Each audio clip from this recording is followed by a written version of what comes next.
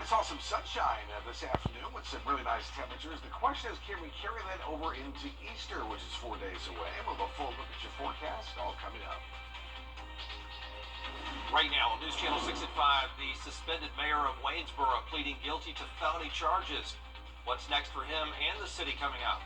Plus, Aiken city leaders are discussing fee increases for parks and recreation. Why some people say they're not happy with this new proposal. And with Holy Week upon us, a look at how churches are preparing for bigger crowds since the start of the pandemic. Your News at 5 starts now.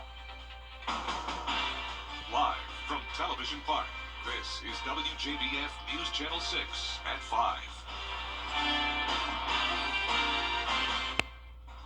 Good evening, everyone. I'm Jenny Montgomery. I'm Brad Means. Thank you for joining us. Coverage you can count on begins in Waynesboro tonight. The suspended mayor, Greg Carswell, pleading guilty to theft by taking and fraud. News Channel 6's Ashley Jones tells us what's next for the city. Mayor Carswell's sentencing will allow city leaders to begin the process of finding Waynesboro's next mayor. The suspended mayor of Waynesboro, Greg Carswell, pleaded guilty to one felony count of identity fraud, one felony count of theft by taking, and one felony count of theft by deception. A Bullitt County judge sentenced him to 10 years of probation and has also ordered him to pay nearly $12,000 in restitution. If he fails to pay at least half of that amount in the next 90 days, he'll be facing up to 180 days in prison. The charges Carswell pled guilty to stem from his employment at a title pawn shop in Statesboro. He told me he was innocent. He said it was character assassination, and I have a real question about his definition of character assassination. I don't know if he's still holding to that or not. He said he pleaded guilty. So, if he misled me, I'd appreciate an apology. Waynesboro City Council member Dick Vine says the mayor is still on the city's payroll, making more than $800 a month. Now that Carswell has been convicted of those crimes, he'll have to officially vacate that mayoral seat, and city leaders can begin the process of finding a new mayor. Now, there's still no word yet on when the process to replace the mayor will officially begin. Here in Waynesboro, I'm Ashley Jones, WJBF News Channel 6. President Joe Biden is cracking down on ghost guns and banning the sale and manufacturing of hard-to-trace firearms. Ghost guns are made of parts you can buy in kits and assemble yourself. The critical part in building a ghost gun is what's known as the lower receiver. It does not have a serial number on it, making it untraceable. The ghost receiver by itself is just an inanimate object, but when it's put into a firearm and made to function as a firearm, it's made to be off of the radar screen of the federal government. In 2021, about 20,000 suspected ghost guns were reported to the ATF. A suspect in the murder of an Augusta man now in jail in Richmond County. Here's what we know so far. Carlos Figueroa, extradited from Florida up to the Webster Detention Center here, charged with felony murder in the death of Alan Newsom. Newsom's body was found on Ulm Road in Hepzibah March 17th. 3 other people are also charged with murder. Chief Meteorologist Tim Miller joins us now. And Tim, rain on the way for tomorrow? Yeah, rain on the way to tomorrow. You wouldn't notice looking outside right now, right? As pretty as it is, y'all. This is our Jupiter Sky Peak cab right outside the Marriott, which we finally got rid of some of these clouds. Yeah, there's a few clouds around, but all in all, we're starting to see some sunshine, and that's responded really nice in the temperature department. We're already up a degree, 81. At Bushfield, generally speaking, upper 70s to around 80 degrees is where we're at this evening. So it is warm, and that's also thanks to a southerly wind, 18 miles per hour. Now, that's a sustained wind. So we've had some gusts up to about 20 miles per hour. So certainly a breezy, warm afternoon. You'll also notice the humidity's up a little bit, right? Can you feel it? Like, remember yesterday we had like a 20% humidity. We're up to 42%, even 50%. So we've doubled that. So a lot more moisture in the air. And so we're hit and miss with the clouds. A lot more clouds out towards the west. And that's where the rain is for now. That rain will be headed our way coming up for tomorrow. Look at these temperatures. So we're nice and toasty warm, but notice where the cool air is, right? 50s in parts of Oklahoma. That's behind that cold front that's headed in our direction. So for tonight, we're just going to call it really nice and pleasant. Well, mostly cloudy, but I think we'll sort of see a nice looking sunset with temperatures falling into the 60s. Tomorrow, 82 degrees, and I'll throw in the storm chance there, but not expecting a big outbreak of severe weather. We're going to talk about that. I'll show you hour by hour what to expect for tomorrow, and of course, we'll look ahead to Easter as well. in just a few minutes. Jenny, Brent. All right, Tim, thank you. Some Aiken residents are speaking out about a fee increase involving the Parks and Recreation Department. News Channel 6's Aiken Bureau Chief Sean Cabbage-Talk has more. This side of the pickleball court here at Odell Weeks Activity Center is a little empty right now. Some of the folks I spoke to today said because of a fee increase by the Parks and Recreation Department, it may change the way that they play one of their favorite sports. Many people are serving, dropping, and striking the pickleball at Odell Weeks. It's a sense of community for these players. It's definitely keeps seniors active. For me, it's life and death matter. Maturity. I'm 75 years old, pacemaker, and I bounce around here every day. Now changes are happening that may make the game a little more costly. Some of the people in my district, my constituents, who were very concerned about the fee increase and the fact that if it was going up about 200%. For me and my husband to come and join, it would be $300 a year, and that's a good bit of money for increase when it was $150. A fee increase went into effect April 1st. City leaders say the Parks, Recreation, and Tourism Department looked at the current charges and compared them to other areas with similar facilities. We were about the only entity that was charging based on the activity versus a flat fee, and that caused a lot of confusion. If the increase is needed, some say city leaders should consider other options. If you're below the poverty level, I think you should have the option of coming in and using all of the facilities free of charge. Pay city taxes, that should go towards something for the city. The city council is planning to discuss the future further at the next council meeting on April 25th. Meanwhile, Wrdw said the increase might affect how she and her family uses the facility. Yes, we both decided that if they double it as planned, we weren't going to join. It was just something that we just decided that was a little bit high for our budgets. In Aiken, I'm Aiken Bureau Chief Sean Cabbage-Talk, WJBF News Channel 6. The Georgia Congressman Rick Allen calling for a federal investigation into living conditions at an Augusta apartment building. Allen wrote a letter to HUD today and wants the department to look into problems at the Bon Air.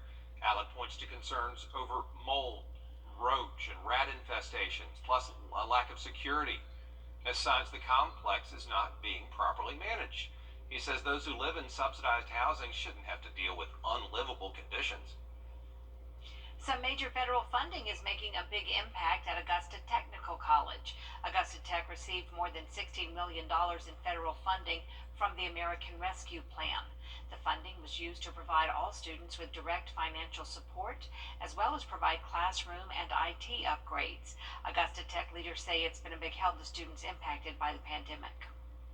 Many of them lost their jobs or had to stay home because their children were being homeschooled or online education, and so it greatly impacted them to provide those additional costs for college. The funding also helped provide a laptop loan program for students. Both Easter Sunday coming up, local churches are still asking church goers to follow some pandemic practices. News Channel 6's Nikita Dennis has the story. Christmas, Mother's Day, and Easter. Those are the Sundays that if people don't come to church any other time, they come on those Sundays. And so, service is always packed indoors prior to COVID. Augusta church leaders say they are expecting full sanctuaries on Easter Sunday. Due to COVID-19, you may see some changes when you come to worship. Pastor of Macedonia Church of Augusta says because they are expecting a lot of people, they're moving their services outside in the church parking lot. People can sit in their cars, listen through their radio. We'll have chairs set up. Prayerfully, it won't rain, and so we can all be together outside. So that's what we're doing this Sunday. Come as you are. The executive pastor of Stevens Creek Augusta campus says she too is expecting a full house with plenty of activities planned for the weekend. We have a packed Easter weekend planned. We have 9 services that will be identical, that will be spread over our 3 campuses, and then a family fun hour planned on Saturday before the Saturday service. Landrum also says they're adding additional services to help people take precaution from COVID-19. I feel like that's going to accommodate the crowds that will be coming. It'll give people options to spread out if they don't want to come at peak times. I I truly feel like these services are going to serve the community really well. While both churches are putting guidelines in place, they welcome everyone to worship. And so we are truly just expecting this property to be full of energized and excited people for all of the Easter experiences. This will be one of the safest places in town to have your Easter weekend. In Augusta, Nikita Dennis, WJBF News Channel 6. A COVID vaccine study is underway in South Carolina involving children from 6 months to 5 years old. Tribe Clinical Research says it's the only site in the state doing the trial for Pfizer. Doctors say 3 small doses of vaccine will be given. They say patients will have several visits during the 21-month study period. So we know that the vaccine is safe. I feel very confident that the vaccine is safe. I've given it to my 3 kids who are older. The more data we can have, then the better we're going to all feel that the vaccine is efficacious. Leaders say the trial will continue until Pfizer has enough data. Happening right now, SRP Park and the Augusta Green Jackets are looking to hire. They're hosting a game day job fair today until 7 at SRP Park on Railroad Avenue in North Augusta. These seasonal jobs include, but not limited to, box office attendant, cashiers, and game day entertainment staff. Candidates have to be 16 years old to apply, pass a background check, and must be able to work all home games and additional events as needed. Final preps are underway in the capital city to celebrate the champs. A parade for the Gamecock women's basketball team is set to begin. Jason Raven tells us all about tonight's festivities. Thousands are expected to pack downtown Columbia for this championship parade. It's set to start all the way down here on Main Street and end up here at the South Carolina State House for a ceremony. Now, we spoke with fans ahead of the parade who say they're really excited to see this team celebrated on a grand scale. The City of Columbia is throwing the parade to recognize the Gamecocks for their championship season, and they even got these signs lined down Main Street to mark the occasion. Now, roads are set to be blocked off here in a few hours, along with parking spots cleared to make room for the team and invited guests. Now, fans will line the street here shortly as well. Now, Maya, Sarah, and Claire were in downtown ahead of the parade, and they say they are proud of what their Gamecocks accomplished this year. It's just really cool to see the people turn out to support a women's sport, especially raising a daughter and having her friends. Like, it's great to see women having those opportunities and playing in sports and getting recognized for what they're doing. I think it's awesome. And the parade is set to start at 6 p.m. We'll have more coming up later tonight. In Columbia, I'm Jason Raven. This title is the Gamecocks' second championship in program history. Coming up, the Defense Department warning of potential threats from Russia and China.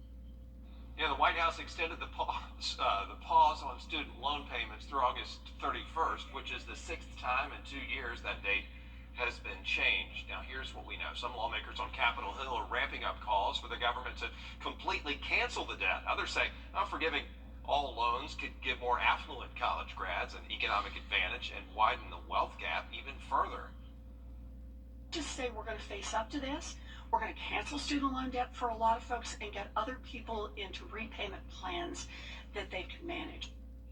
It is possible the president could still be considering the idea of canceling student loan debt altogether. Press Secretary Jen Psaki says the president has not ruled anything out yet. Coming up, Chief Meteorologist Tim Miller has a look at your Viper 6 forecast. Plus, strong storms moving through parts of the U.S. yesterday, producing tornadoes. We'll cover that coming up. I'm Attorney General. Store-wide mattress sale. Now, your most accurate forecast with WJBF Live Viper 6. Sunshine out there. How about that? After our cloudy day for sure. 80 degrees, generally speaking. Humidity and dew point up a little bit, so a little bit more moisture in the air. Going to throw in some scattered showers and storms tomorrow, but they really will be, I think, more isolated than anything else. And we could have a gusty thunderstorm tomorrow. We're under a marginal risk of severe weather, but not really looking for any big outbreak of severe weather. There's no alert day. Don't want you to worry about that. Friday looks to be nice, and Easter weekend looks a little bit unsettled. So I'm going to call it cloudy for the most part, but I do think we'll have some peekaboo sunshine. We'll throw in our shower and storm chance really for late tomorrow afternoon. Again, isolated shower or storm at best at this point. Clouds sort of in and out. No, certainly no rain with these clouds, but you'll notice it feels a little bit more humid outside for sure. All the action is off towards the west, really from the Midwest all the way down to Texas. We'll zoom into Texas where big storms still starting to fire up, and this is where our tornado watch is for parts of Texas and Arkansas. Up towards the north, it's been snow for parts of the Plain States where they've had a blizzard, 30-plus inches of snow in parts of the Dakotas. It's still snowing in Bismarck, North Dakota. There is our just a slew of severe thunderstorm watches and warnings. Really, these are warnings. That's a tornado watch in effect for parts of the lower Mississippi Valley. For us, tomorrow, there's a marginal risk of severe weather, and I think the Storm Prediction Center is doing this for perhaps a gusty thunderstorm. Yeah, I would agree with that. That certainly is possible, but not expecting a big severe outbreak. Really, not worried about it at all. And if I'm not, I don't want you to be. Here's our front. It will be sort of stationary by tomorrow, so it's a cold front that moves our way ever so slowly. It'll be creeping its way here. Tomorrow morning, a shower or two around. Notice we're going to catch a lot of breaks. I think some peekaboo sunshine. And with enough sunshine and a little bit of instability, we'll throw in these isolated thunderstorms late tomorrow afternoon through evening, and then notice by tomorrow night, we're done with it.